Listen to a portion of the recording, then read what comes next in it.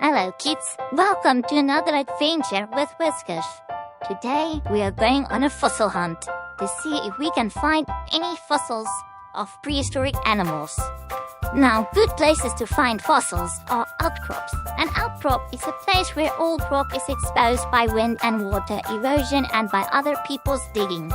Make sure that you plan to dig in a place where it is okay to collect fossils. Check with an adult if you're not sure. Now, there are many layers of rock on the Earth's surface. Newer layers form on top of the older layers. The deepest rock layer are the oldest.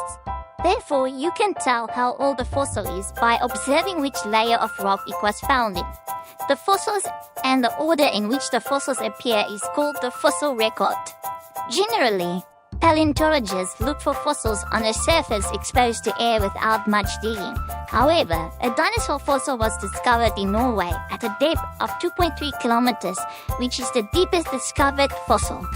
With heavy fossils, it is essential to note if the color is light or dark as well. A dark fossil that is smooth no matter the shape is usually a rock. If there are breaks and cracks or holes and pores, then it is a fossil. If there are not any holes or pores, it is petrified wood. Well kids, we found a few segments in this area, so we are going to start digging. And if we find anything, we will start the process of cleaning and then assembling the complete skeleton. And then we can read some information regarding the species of animal discovered. So kids, let's begin. Phew, this is hard work. And to think I have to do this for hours, I better gonna make it for 5 minutes. I need lemonade.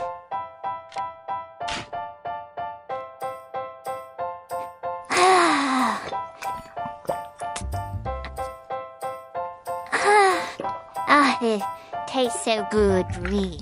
So good. I think I found something. It's a bone. Oh, yes.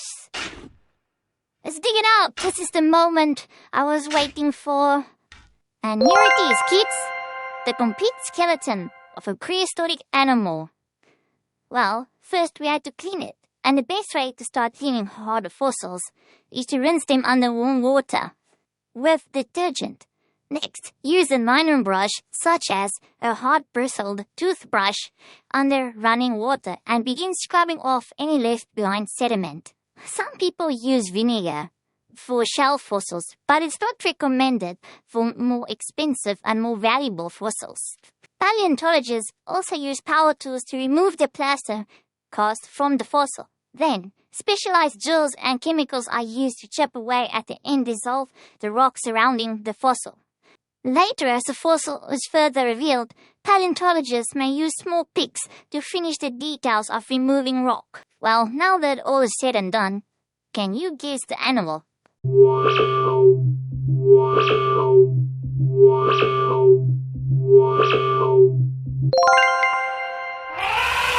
are correct. It's a mammoth.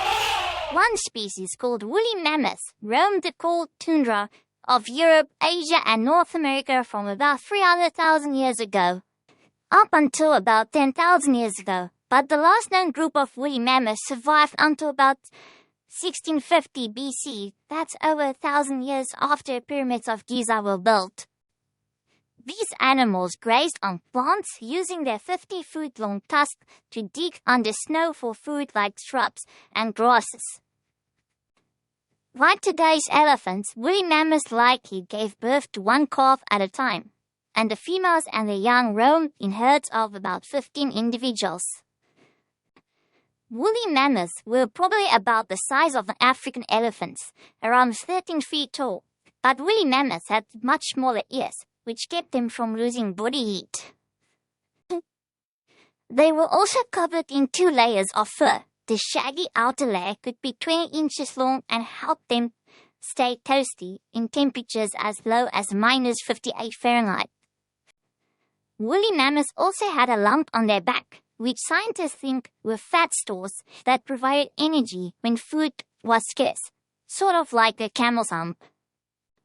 Scientists aren't sure exactly why woolly mammoths went extinct. Some think that humans hunted too many of them, and others believe they couldn't survive Earth's natural warming climate.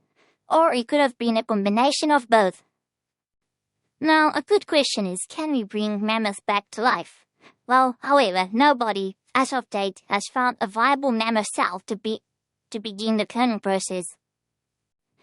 And most scientists doubt that any living cell could have survived freezing in the tundra of the Arctic because their conditions of their preservation.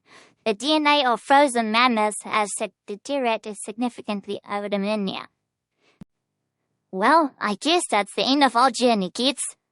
Let's hope one day science will progress and there will be living mammoths around to see. Bye! Run, Willie!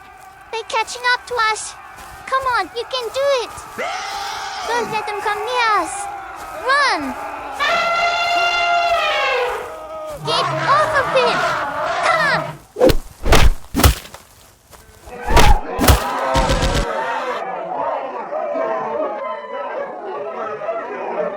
Yeah, run, you apes! How would you like to be extinct for once?